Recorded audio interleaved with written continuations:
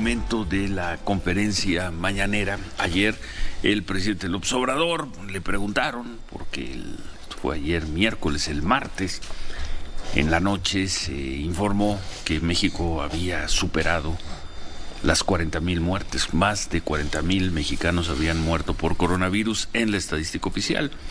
Le preguntaron, le hicieron una pregunta al presidente López Obrador y al final de su respuesta dijo que la mayor parte de las personas que han muerto son personas con hipertensión, con diabetes, con tabaquismo o personas obesas, que ha sido una frase recurrente del doctor López-Gatell. Sin embargo, al revisar las estadísticas oficiales dicen otra cosa. Vamos a ver esto muy breve, tal como lo presentamos anoche en la televisión. ¿Para qué necesitamos el doctor López-Gatell hablando el sábado? Refrescos? ¿Para qué necesitamos comer donas y pastelitos y papitas que además traen la alimentación tóxica, pero además la contaminación ambiental? De acuerdo con la encuesta más reciente del INEGI, 3 de cada 4 mexicanos mayores de 20 años padecen obesidad y sobrepeso.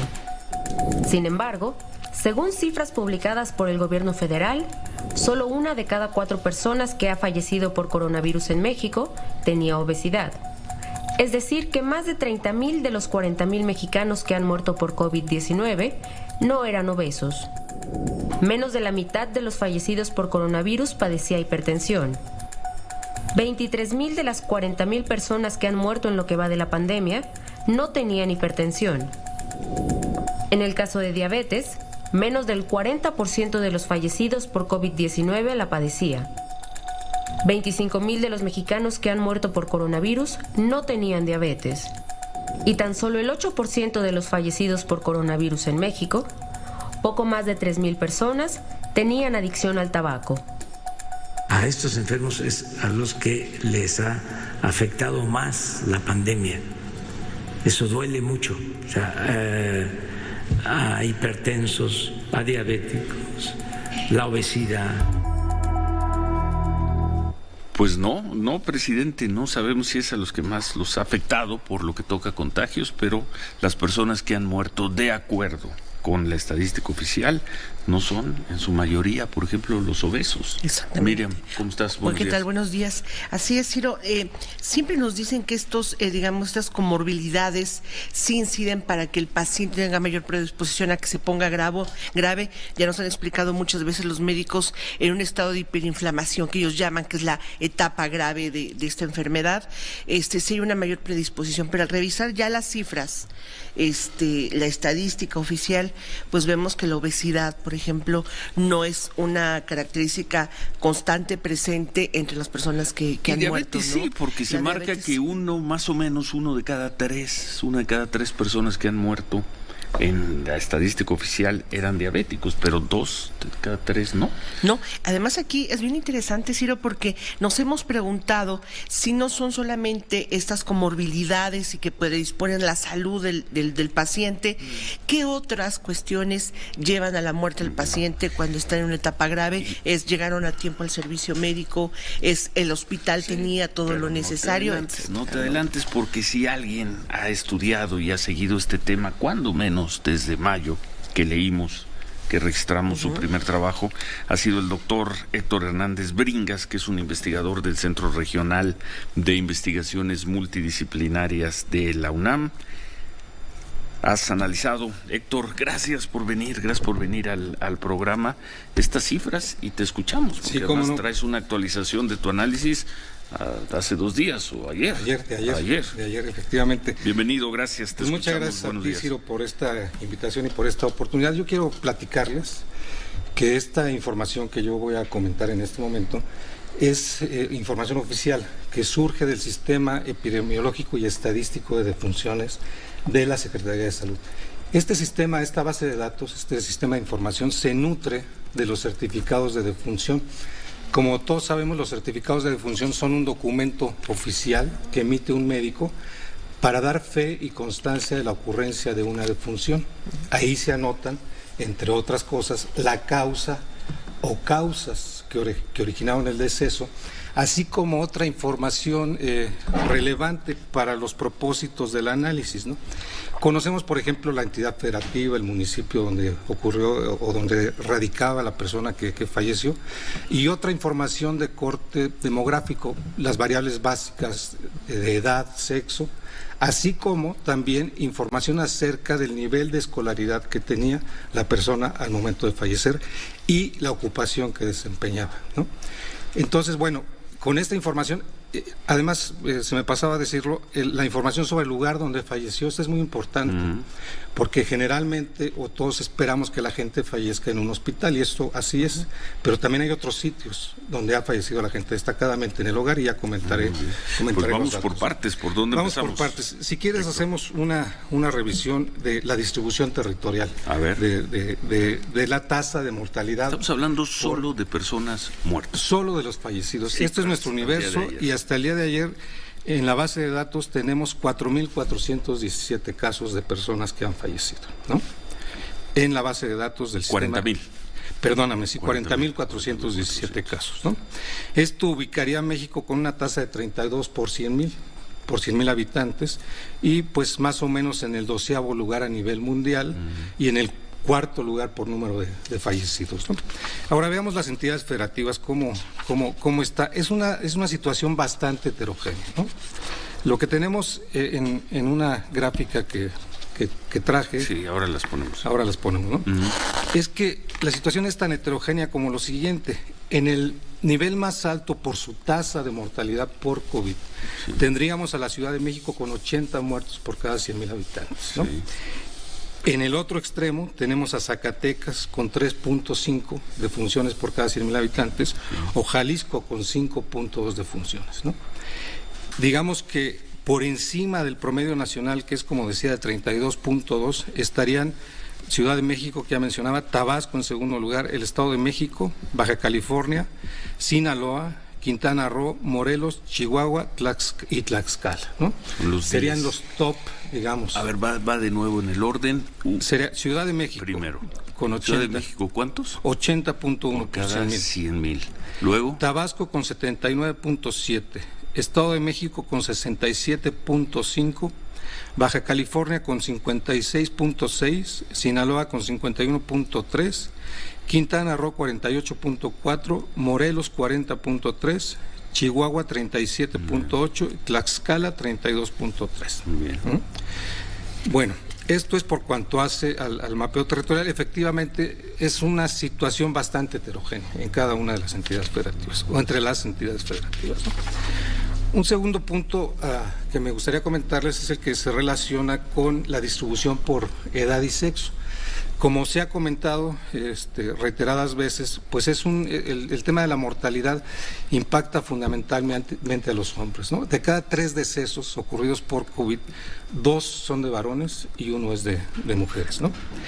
Digamos que en términos generales, los picos por grupos de edad se observan a partir de los 40 años y hasta los 69. En este rango de 40 a 69 años ocurre el 64% de las defunciones. 2 de cada 3, vamos a decir, más o menos, de las muertes es personas entre los 40 y los 69. Y los 69 años. Sí. Después de los... No, la población más afectada no son los jóvenes. No son los ni tampoco. Ni los más ancianos, ni los más viejos también. Sí, así es. 40-70, de 40 a 69 años. De 40 a 69.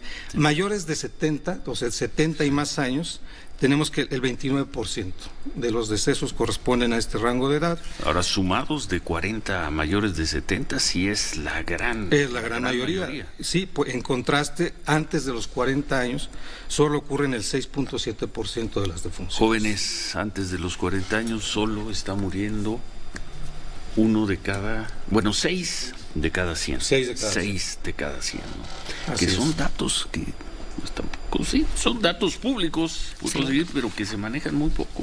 Se manejan poco, además de una manera muy complicada. Tú cuando quieres checar las gráficas, incluso aquí el doctor nos puede decir, él es especialista en la revisión de la estadística gubernamental, pero cuando tú lo quieres hacer y desplegarlo en una página, incluso en su propia página pública, se convierte en un asunto complicado. A veces te dan esta estadística, por ejemplo, de edades, a veces no, a veces desaparece. Pero para eso están los investigadores de la UNAM, como el doctor Héctor Hernández Bringas, investigador del Centro Regional de Investigaciones Multidisciplinarias de la UNAM, para hacer este análisis. Hacemos una pausa y le seguimos. Solo 6% de las personas que han perdido la vida por coronavirus al día de ayer o al día de antier, digamos, para ser más precisos, son menores de 40 años. También. Regresamos porque hay mucha más información. Regresamos con el doctor Héctor Hernández Bringas. 8:20, volvemos. Continuamos conversando con el doctor Héctor Hernández Bringas, investigador del Centro Regional de Investigaciones Multidisciplinarias de la UNAM, analista de la estadística, de la demografía de los mexicanos que han muerto por coronavirus. Nos decía que solo 6% de los 40,000 mexicanos que han perdido la vida por coronavirus son menores de 39 años, solo 6%. En eso estábamos. Y adelante, Héctor. Mira, pues es que parece poco el 6%, pero cuando uno ve los números absolutos, pues también nos hace reflexionar en la importancia de no bajar la guardia en ningún rango de edades, ¿no? Mira, te comentaba Ciro, menores de 1 año han fallecido hasta el momento 71 niños de meses, ¿no? De 1 a 4 años han fallecido 37 niños, de 5 a 14, 38 personas, de 15 a 19, 46 personas. De 20 a 29 va subiendo, de 20 a 29 ya son 570 y va en ascenso. Entonces, igual ocurren los decesos en cualquier rango de edades, ¿no? No hay inmunidad por grupos de edad tampoco. Había preparado otra gráfica también para comparar un poquito, una gráfica de líneas. Ahora la vemos. Para adelante. comparar un poquito cómo ocurre la mortalidad general comparada con la mortalidad por COVID. En la línea azul tendríamos cómo se evoluciona la mortalidad general por grupos de edades, ¿no? Es la azul, con un pequeño pico en menores de 1 año, porque sigue siendo elevada la mortalidad infantil en México. Sí. Sin embargo, a partir de ahí baja y va ascendiendo paulatinamente conforme se avanza en los grupos de edad. Ahí la tenemos en pantalla. La línea azul es la mortalidad general y ahí avanza paulatinamente en los grupos de edad, ¿no? Esa es digamos, la distribución normal de la mortalidad en un país, en cualquier país. La mortalidad por COVID es el anaranjado y ahí se ve cómo sí existe un efecto de selectividad importante en los grupos intermedios de la vida, ¿no? A partir de los 40, decíamos. A los 69. A los 69. Interesante. Muy bien. Tenemos otra gráfica en donde podríamos ver o veremos los niveles de escolaridad de las personas que han muerto por COVID. Aquí tendremos lo siguiente. Con nivel de primaria, el 48.7% del total de decesos. Podemos decir que la mitad de las personas que han muerto en México tenían escolaridad de primaria. ¿Primaria o menos? Primaria o menos. 48.7%, la mitad. La mitad. Educación básica, si a la primaria le agregamos la secundaria, tendríamos que es el 71.4% del total de decesos, ¿no? Y en contraste, con media superior y más hasta posgrado, el 28.6%. ¿Cómo interpretas esta estadística, Héctor? Yo pongo otra barra aquí, una barra anaranjada, que nos compara con la distribución por escolaridad de la población nacional. Sí. ¿Cuál es la proporción de la población nacional que tiene primaria o menos? Es solamente el 31.2%.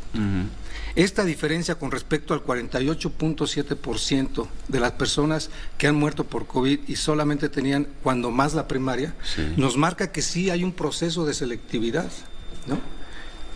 Que desfavorece en contra de las personas con menor escolaridad. Aquí estamos hablando. Si no hubiera este efecto de selectividad, los muertos por COVID serían alrededor del 30%. Sí. ¿No? Okay. Lo mismo ocurre con el nivel secundaria, aunque con menor intensidad, y al contrario con media superior y más. Pero, ¿qué te dice para las personas que nos van escuchando, que van en sus autos, que solo, y digo el solo con mucho respeto, solo 28% de las personas que han muerto tienen una escolaridad mayor a la secundaria? ¿Por qué? ¿La educación ayuda en algo? La educación sí. Es un indicador. Educación es igual a información, información sería sinónimo de cuidado, y eso ha hecho que mueran menos personas. Pero por otro lado yo destacaría, Ciro, de que el tema de que la educación es un indicador que nos habla muchísimo del nivel socioeconómico de las personas. Baja educación está asociada con empleos precarios, con desempleo, correcto, con vivienda precaria, ¿no? Y con escaso acceso sobre todo a servicios y servicios de salud en particular. Esto es lo que nos está diciendo este dato. La escolaridad es un indicador muy claro de nivel socioeconómico. 70% de la gente menos instruida en el país o con menos educación en el país ha muerto por coronavirus, sí, contra 30. ¿Qué otro dato, Héctor?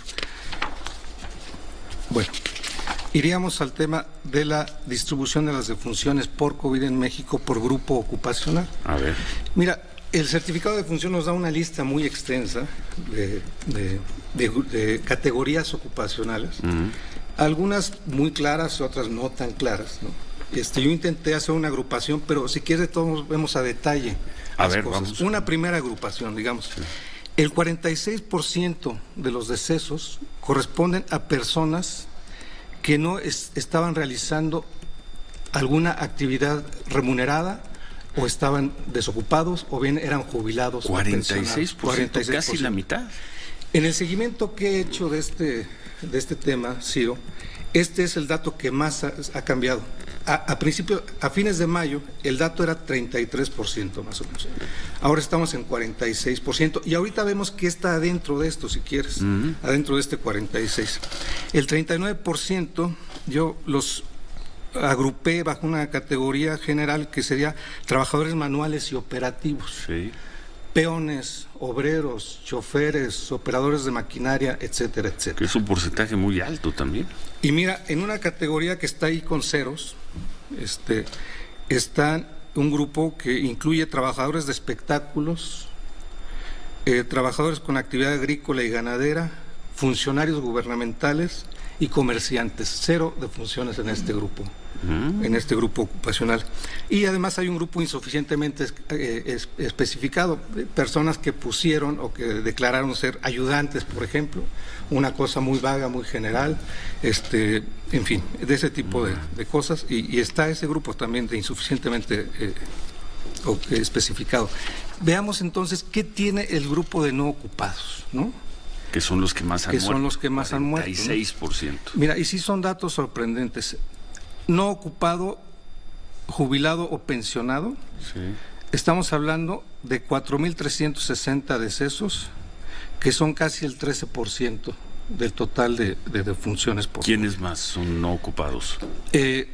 Ama de casa. Este es un dato muy fuerte desde mi punto de vista, con 9.135 defunciones. Y consideremos aquí que el total de mujeres muertas por COVID en México son 13.000. O sea, la gran mayoría de las mujeres que han fallecido son amas de casa. ¿Cómo ligas esto con, o cómo lo interpretas a la luz del quédate en casa? Pues yo creo que quedarte en casa, a juzgar por esa estadística, es riesgoso. Eso es riesgoso, el tema de la transmisión de las personas que salen y llegan al hogar a transmitir el contagio, pero también el tema de las amas de casa tiene que ver con la exposición al riesgo de las madres, ¿no? Que salen a los mercados públicos, que salen a los supermercados. Esto es lo que yo quiero pensar en relación con este dato, ¿no? Como proveedoras de los alimentos y de todo esto, y tienen que salir a la calle. Esto es lo que yo veo, y sí son datos bastante fuertes. Otras categorías importantes que tenemos aquí, fíjate, empleados del sector público, son el 9% del total de defunciones. Que es muy alto. Muy alto, muy alto, y aquí estarán seguramente los empleados del sector salud que han fallecido, ¿no? En fin, esto es entre lo más destacado. También incluyo estudiantes que están en una proporción menor, en este tema de los no ocupados, ¿no? Y propiamente los que no tienen ocupación, aun cuando la busquen, ¿no? Que son estos, los desocupados propiamente tales, son 1.896 personas, que son el 5.6% que han fallecido, ¿no? Otro tema, si me permite, Ciro, es el que tiene que ver con el sitio donde ocurrió la defunción. Esto también nos habla. Esto es bien importante. Nos habla de algunas condiciones de vida de la ¿Cómo población, está esa cifra? Mira, el 87% ha fallecido en una unidad médica del sector público. 87%, 87.8%. Entendemos, y ya explicaste de dónde tomas los datos, pero ¿no te parece una cifra muy alta, Miriam? Que 87, casi 9 de cada 10 personas que han muerto en hospitales. Sí, se me hace muy, muy alto. Nos parece muy alto, y aquí no tenemos más que una referencia empírica muy general del trabajo de reporteo que ha hecho Miriam, Humberto Payet, en fin. Nos parece altísima esta cifra. Nosotros pensábamos que más gente había muerto en sus casas, pero aquí estamos viendo que casi 9 de cada 10 han muerto en hospitales. Sí, y no son pocas las que han muerto en su casa, y si quieres ahorita vamos a ver ese tema. Vamos a ver, aquí tenemos que hacer otra pausa. Seguimos conversando con el doctor Héctor Hernández Bringas, qué interesantes cifras, y a ver si podemos hablar también con el gobernador de San Luis Potosí, con Juan Manuel Carrera, presidente de la CONAGO, para que nos explique cómo viene el asunto de los semáforos, a ver si podemos hablar con él, en lo que continuamos conversando con el doctor Héctor Hernández Bringas. 9 de cada 10 en hospitales. A mí me suena altísimo. Pero es la estadística. Pero es la estadística, tiene que ver, y aquí es el análisis de acta de defunción, que tendremos que ver si es traslado en ambulancia y se determina en el hospital. Ahora le preguntamos a Héctor. Nos vamos a pausa, 8:35, volvemos. Regresamos contigo, Héctor Hernández Bringas. Sí, estábamos comentando el tema del sitio de ocurrencia de la defunción, y señalaba yo que el 87.8% del total de decesos han ocurrido en unidades médicas públicas, ¿no? Esto, como ya lo dije, es una base de datos que se alimenta de los certificados de defunción, y a cada persona que fallece le corresponde necesaria y obligadamente, por ley, un certificado de defunción, ¿no? Incluso si fallece en un hospital privado, en su casa, en la vía pública, donde sea, ¿no?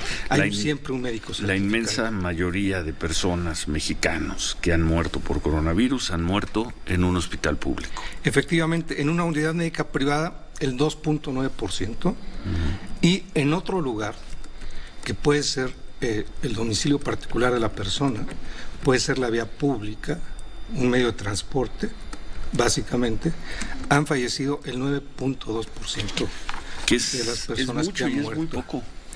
Pues sí, si lo quieres ver, el porcentaje es yo pensé que era más la gente que había muerto en su casa, pero en números absolutos, pues. No, es que vimos, yo creo que el asunto, perdón, aquí el paréntesis, es de que en la Ciudad de México se detectó que no habían sumado en su totalidad los muertos que habían en domicilio a esta gran estadística de COVID-19. Eso se denuncia, creo que en el mes de junio, por algunos periodistas que tienen acceso a las actas de defunción. Dicen, oye, en el total para la Ciudad de México y el área metropolitana, no se ha sumado la totalidad de las actas de defunción de las personas que murieron en domicilio o en otros lugares. No, creo que ahí es donde viene un poco la expectativa de que pudiera ser mayor el número. Así es. Sí, mira, para ponerlo en números absolutos, en el hogar, hasta el día de antier, digamos, han muerto 2.842 personas, en la vía pública 71, y en otro lugar 876 personas. Esto nos da el 9.1% de personas que han fallecido fuera de unidad médica. 3.500, 3.600 personas. Más o menos, así es. Bueno, la parte de las enfermedades. Mira, es las comorbilidades, ¿no? Comorbilidades, sí. Aquellos otros factores asociados o relacionados con la causa COVID o que precipitaron una defunción. Mira, en el certificado de defunción se asienta la causa básica por la cual falleció la persona, y otra serie de causas que son concomitantes con el proceso que llevó a la muerte. Yo te quiero decir que en el certificado se anota estrictamente los códigos que señala la clasificación internacional de enfermedades, ¿no? En esta clasificación de enfermedad internacional de enfermedades no existe, por ejemplo, ni el tabaquismo como causa de muerte, ni la obesidad. Estos no existen. En todo caso son características, atributos o como quieras llamarlo, de una persona que se recaban en formatos adicionales del área de epidemiología de la Secretaría de Salud a partir de declaraciones de los familiares. Pero no son en sí mismo causas de muerte, ni el tabaquismo. Puede ser el EPOC una causa de muerte, pero no el tabaquismo. Puede ser la diabetes una causa de muerte, sí, pero no la obesidad, ¿no? Entonces, bueno, de los certificados... Nos llama mucho la atención, veíamos 3 de cada 4 personas que mueren no registran problemas de obesidad. Esa cifra es muy difícil de creer. Es muy difícil en México encontrar un grupo donde 30 de 40 personas no tengan problemas de obesidad. Así es. Así es. Y mira, lo que yo te puedo comentar y que surge de los certificados de defunción y que seguramente es muy distinto a lo que recaba por otros medios la Secretaría de Salud y el área de epidemiología básicamente, es que en la base de datos de estos casos que estamos analizando, yo encontré 1.320 comorbilidades distintas. Partiendo de la clasificación internacional de enfermedades, ¿no? Muy disperso, es con muy pocos casos o muy distribuido, digamos, el monto total. Los que mayor frecuencia tuvieron, pero que no se acerca a la cifra que se ha estado manejando, es diabetes, con 2.989 casos apenas, las enfermedades hipertensivas con 2.205 casos, las isquémicas con 336 casos, el EPOC con 344 casos y la insuficiencia renal con 1.268 casos. Es decir, a este conjunto de comorbilidades les explicarían apenas 7.243 defunciones. Mire, doctor, para terminar, neumonía típica se especifica en las actas de defunción. Sí, se especifica. ¿Qué porcentaje o qué universo ocuparía la neumonía típica? ¿Usted encuentra que a lo mejor al inicio de la epidemia, cuando se empiezan a reportar los primeros muertos, las neumonías atípicas como causa de muerte son en el mayor número? ¿Qué encontró en este análisis? En muchos de los casos de los certificados sí se señala como una comorbilidad. Estos casos que estamos analizando son directamente aquellos que con claridad dicen COVID, COV o SARS-CoV-2, ¿no? Okay. Pero sí hay un conjunto de actas que señalan esto. Ahora, esto que tú preguntas me lleva a la reflexión de si puede o no haber una cifra negra, ¿no? De, digamos, fallecimientos que se hayan registrado por buenas o malas razones bajo otro concepto, bajo otra categoría o bajo otra causa. Esto creo que lo podremos saber al paso de los meses y estoy ya empezando a trabajar en esto, de ver la sobremortalidad o el exceso de muertes que hay en México con respecto a lo que ocurrido en años anteriores. El fenómeno de la mortalidad tiene un comportamiento más o menos regular.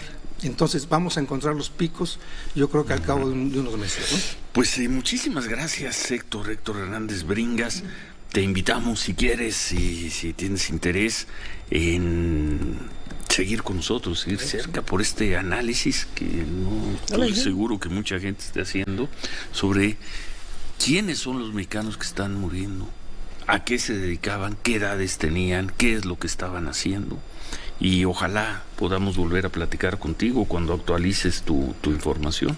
Con gusto. Tenemos 30 segundos. ¿Cuál sería tu conclusión de toda esta estadística que has presentado? Mira, la preocupación que yo he tenido de fondo al hacer este trabajo es tratar de, primero, visibilizar un tema, ¿no? A contracorriente de algunas declaraciones que hubo al principio sobre qué sectores eran los principalmente afectados.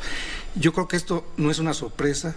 Siempre ante cualquier crisis, cualquier catástrofe, son las gentes más vulnerables, pues las que más se ven afectadas, y también llamar o tratar de reflexionar, mejor dicho, en torno a si lo que hemos hecho ha sido lo más conveniente, porque no basta, desde mi punto de vista, apelar a la buena disposición de las personas para que se queden en su casa. Creo que hizo falta una red de soporte y de apoyos para que las personas que más necesitan realmente pudieran quedarse en casa, ¿no? Eso ya no se hizo. Eso ya no se hizo. En un primer momento, pero pues cuando ves las cifras de contagio y la tasa de letalidad, tristemente es probable que mueran todavía 10, 12, 15, 20 mil mexicanos más. Sí, sí. Quizás se pueda hacer algo. ¿Quedamos en contacto? Claro que sí. Y ojalá te volvamos a ver aquí. Gracias, Héctor Hernández Bringas, investigador del Centro Regional de Investigaciones Multidisciplinarias de la UNAM. Felicidades por tu análisis, por tu trabajo y muchas gracias. Nos vamos a pausa, son las 8:55, volvemos.